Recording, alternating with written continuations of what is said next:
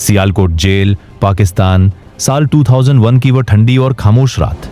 एक अंधेरी कोठरी में एक बुजुर्ग कैदी अपनी आखिरी सांसें गिन रहा था। आंखों में दुख था, लेकिन दिल में एक गर्व। उसके पास एक पुराना खत था जिस पर लिखा था नबी अहमद शाकिर।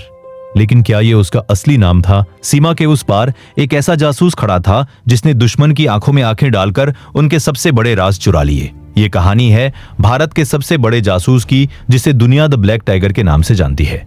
कहानी शुरू होती है राजस्थान के गंगानगर से। एक खूबसूरत नौजवान रविंद्र कौशिक, जिसका जुनून था अभिनय। मंच पर जब वह बोलता तो लोग सांसें रोक लेते। अभिनय उसके खून में था और चेहरा बदलना उसका हुनर। लेकिन उस दिन सभागार में सिर्फ आम लोग नहीं बैठे थे।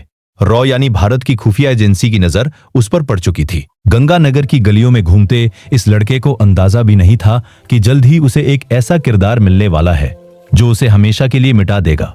अपने परिवार के साथ हंसते मुस्कुराते रविंद्र का ये आखिरी सुकून भरा वक्त था, क्योंकि देश ने उसे पुकार लिया था। दिल्ली के एक खुफिया दफ्तर में रविंद्र और रॉ के बड़े अफसर के बीच एक फैसला हुआ। किरदार था एक पाकिस्तानी बनना। एक फाइल खुली और रविंद्र कौशिक का नाम हमेशा के लिए गोपनीय हो गया।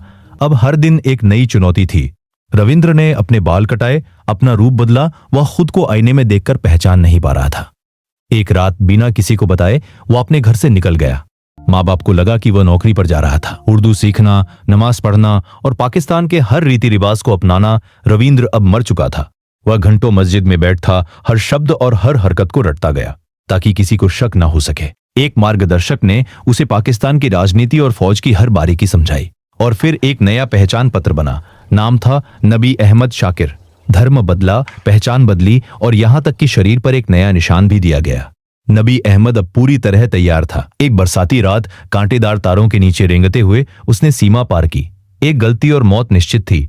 जब उसके पैर पाकिस्तान की मिट्टी पर पड़े तो सुबह की पहली किरण ने एक नए नबी अहमद का स्वागत किया। वह लाहौर विश्वविद्यालय में दाखिल हुआ।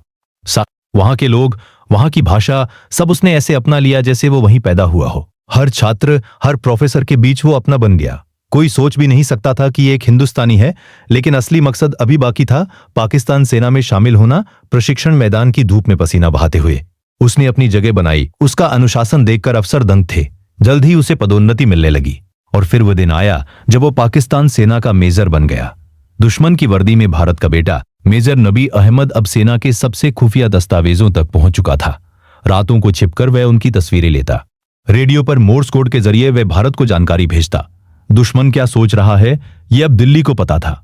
इसी बीच उसकी जिंदगी में अमानत आई, एक मासूम लड़की जो नबी से बेइंतहा मोहब्बत करती थी। निकाह हुआ। नबी अहमद अब एक परिवार वाला इंसान था, लेकिन उसका हर रिश्ता एक झूठ पर टिका था। अमानत के साथ बाग में घूमते वक्त उसका दिल रोता था कि वो उसे धोखा दे रहा। जब उसका बेटा हुआ, नबी ने उसे गोद में उठाया। एक तरफ बाप का प्यार था और दूसरी तरफ देश के प्रति वफादारी। हर रात के खाने, हर त्योहार पर वो हंसते हुए अभिनय करता, जबकि उसकी जेब में भारत के लिए खुफिया माइक्रोफिल्म होती। दिल्ली में प्रधानमंत्री इंदिरा गांधी ये रिपोर्ट पढ़कर हैरान थी। उन्होंने उसे एक खिताब दिया, द ब्लैक टाइगर, एक ऐसा शेर जो दुश्मन के इलाके में अकेला शिकार कर रहा था। लेकिन खतरा बढ़ रहा था। मेजर नबी अहमद को लगने लगा था कि घेरा अब सिमट रहा है। उसकी आंखों में दो देश लड़ रहे थे, एक जहां वो पैदा हुआ और एक जहां उसका परिवार था। उसकी आंखों में दो देश लड़ रहे थे, एक जहां उसका परिवार था। अपने असली पासपोर्ट को किताबों में छिपाते वक्त उसे पता था कि मौत कभी भी दरवाजा खटखटा सकती है।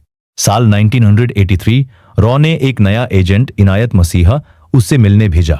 यह एक बहुत बड़ी गलती थी। इनायत सीमा पर पकड़ा गया। पाकिस्तानी एजेंसियों ने उसे इतना प्रताड़ित किया कि वो टूट गया। उसने नबी अहमद का असली नाम बता दिया। जाल बिछ चुका था। नबी अहमद पार्क में इनायत से मिलने पहुंचा, लेकिन वहां दुश्मन पहले से बैठा था। सिपाहियों ने उसे घेर लिया।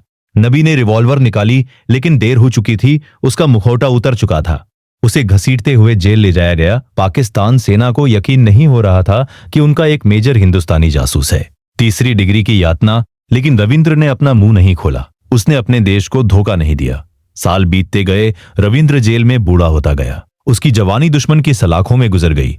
अमानत और उसका बेटा उसे ढूंढते रहे, लेकिन भारत सरकार ने अंतर्राष्ट्रीय दबाव की वजह से उसे पहचानने से इनकार कर दिया। आज भी रविंद्र कौशिक की कब्र पाकिस्तान की मिट्टी में गुमनाम है, लेकिन भारत के लिए वे हमेशा द ब्लैक टाइगर रहेगा। जय हिंद।